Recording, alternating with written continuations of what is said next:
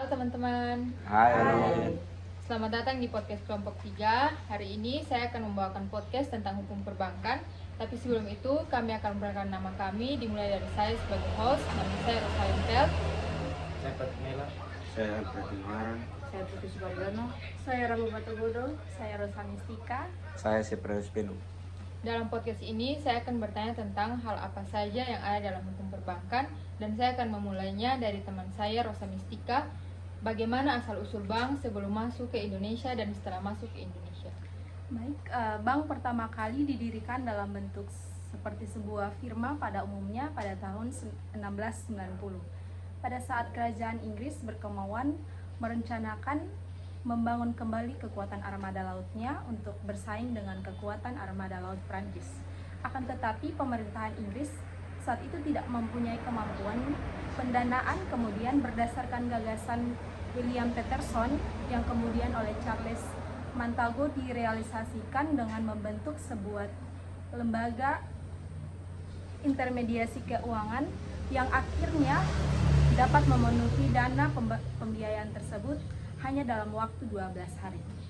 Kemudian pada perkembangan selanjutnya, kegiatan operasional perbankan berkembang lagi menjadi tempat penitipan uang atau yang disebut sekarang ini kegiatan simpanan.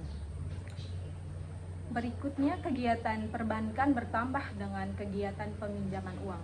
Uang yang disimpan oleh masyarakat oleh perbankan disimpankan kembali kepada masyarakat yang membutuhkannya. Jasa-jasa bank lainnya menyusul sesuai dengan perkembangan zaman dan kebutuhan masyarakat yang semakin beragam. Bank yang pertama di Indonesia didirikan yaitu Nederland Handelsmaatschappij pada masa kedudukan Belanda. Pendirian tersebut menggantikan kekosongan fungsi dagang VOC yang mengalami likuidasi. Setelah berdirinya NHM, bermunculan bank-bank lainnya pada zaman pendudukan Belanda. Pendirian tersebut menggantikan kekosongan fungsi dagang VOC yang mengalami likuidasi. Setelah berdirinya NHM, bermunculan bank-bank lain yaitu pada zaman kemerdekaan. Bank-bank tersebut dialokasikan menjadi bank umum milik negara seperti Bank Rakyat Indonesia, Bank Dagang Indonesia, dan Bank Ekspor Impor Indonesia. Setelah penjelasan tentang asal-usul bank, saya akan lanjut bertanya kepada teman Rambu, apa pengertian bank beserta fungsinya? Bank berasal dari kata bangko yang berarti bangku. Bangku atau pelaku bank adalah banker yang melayani kegiatan operasional bank kepada para nasabah. Bank merupakan industri jasa yang memberikan pelayanan jasa kepada masyarakat dan merupakan badan atau lembaga keuangan yang tugas utamanya menghimpun uang dari pihak ketiga sebagai perantaraan untuk menyalurkan permintaan dan penawaran kredit pada waktu yang ditentukan. Dari pengertian tersebut dapat disimpulkan bahwa bank merupakan lembaga keuangan yang kegiatannya meliputi yang pertama, menghimpun dana atau funding, yaitu dari masyarakat dalam bentuk simpanan yang bertujuan untuk keamanan dan melakukan investasi untuk memperoleh bunga dan memudahkan melakukan transaksi pembayaran. Yang kedua, menyalurkan dana atau lending kepada masyarakat, yaitu memberikan pinjaman atau kredit kepada masyarakat yang membutuhkannya. Yang ketiga, memberikan jasa-jasa lainnya seperti pengiriman uang, penagihan surat berharga yang berasal dari dalam kota, penagihan surat berharga yang berasal dari luar kota dan luar negeri, letter of credit, safe deposit box, bank garansi, bank note, traveler check, dan jasa lainnya. Fungsi dari bank yaitu yang pertama sebagai fungsi perantara kredit dan yang kedua sebagai fungsi menciptakan kredit. Selanjutnya, berdasarkan fungsi bank tersebut, maka Han membagi bank ke dalam dua jenis. Yang pertama, primer bank, yaitu yang pertama ada bank peredaran yang membuat uang kertas dan uang giral, dan yang kedua ada bank deposito yang membuat uang giral dan dapat mempunyai fungsi primer dan sekunder. Terdapat perbedaan antara bank deposit dan bank umum.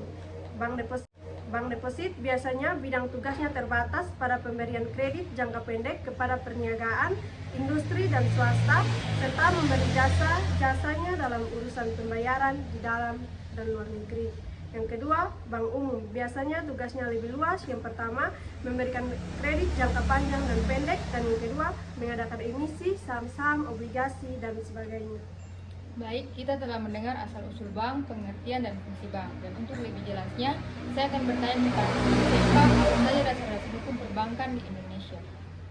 Dasar-dasar hukum perbankan di Indonesia dalam Undang-Undang Dasar 1945 Pasal 23 ditegaskan bahwa macam-macam dan harga mata uang ditetapkan dengan Undang-Undang Ayat 3 dan mengenai hal uang negara selanjutnya diatur dengan Undang-Undang Ayat 4.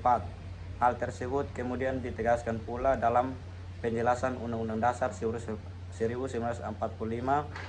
bahwa penetapan dalam undang-undang macam dan harga mata uang adalah penting karena kedudukan uang itu besar pengaruhnya dalam masyarakat.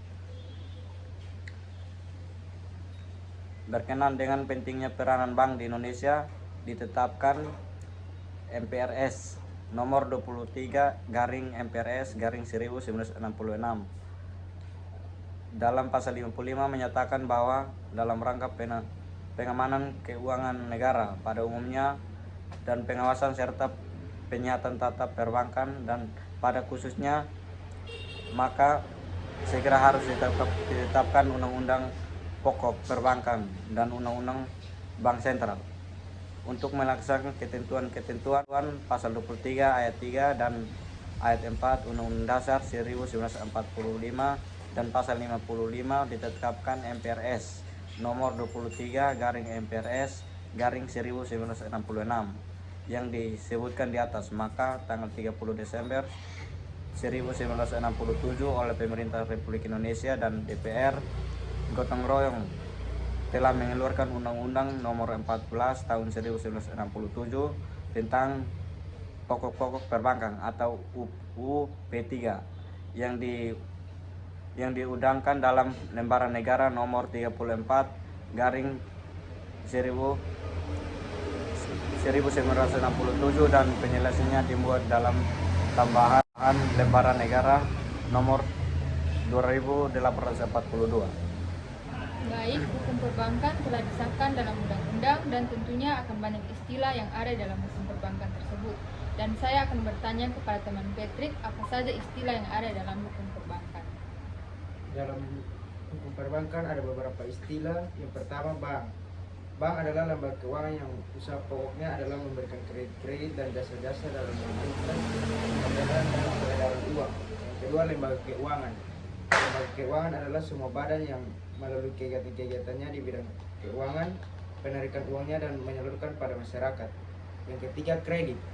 Kredit adalah penyediaan uang atau tagihan-tagihan yang dapat disamakan dengan itu berdasarkan persetujuan pinjam-meminjam antara bank dan lain pihak dalam hal mana pihak pinjaman berkewajiban melunasi utangnya setelah jangka waktu tertentu dengan jumlah bunga yang sudah ditetapkan. Yang keempat, kredit jangka pendek. Kredit jangka pendek adalah kredit yang berjangka waktu maksimal 1 tahun. Yang kelima, kredit jangka menengah. Kredit jangka menengah adalah kredit yang berjangka waktu antara 1 tahun sampai 3 tahun. Yang keenam, kredit jangka panjang. Kredit jangka panjang adalah kredit yang berjangka waktu lebih dari 3 tahun. Yang ketujuh, giro.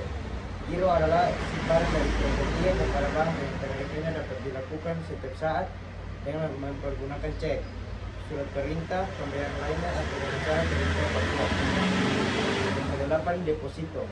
Deposito adalah simpanan dari pihak ketiga kepada bank yang penarikannya hanya dapat dilakukan dalam jangka waktu tertentu menurut perjanjian antara pihak ketiga dan bank yang bersangkutan.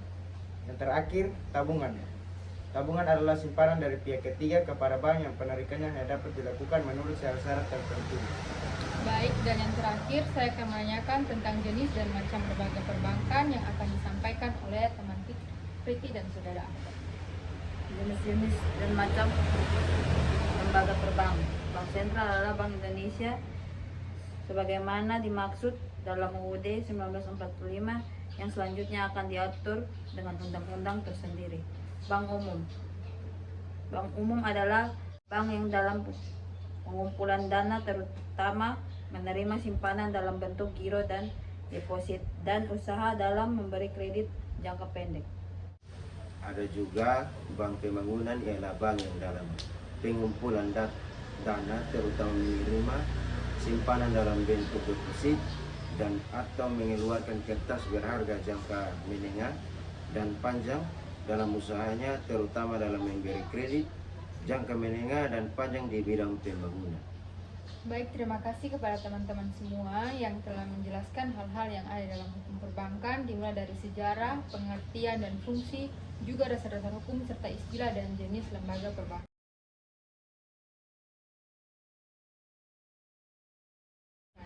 Kesimpulan yang saya ambil dari podcast ini yaitu perbankan mempunyai peranan yang penting dalam lembaga ekonomi.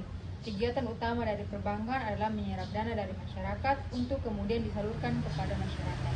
Dengan demikian, dunia perbankan dapat menjembatani antara pihak yang kekurangan dana dengan pihak yang kelebihan dana.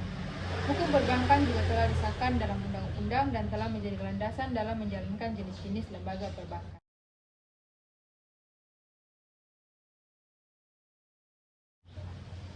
Terima kasih kepada teman-teman semua yang sudah menonton dari awal sampai akhir. Sekian dari podcast kami. Kiranya podcast kami dapat bermanfaat. Jangan lupa like, komen, dan share.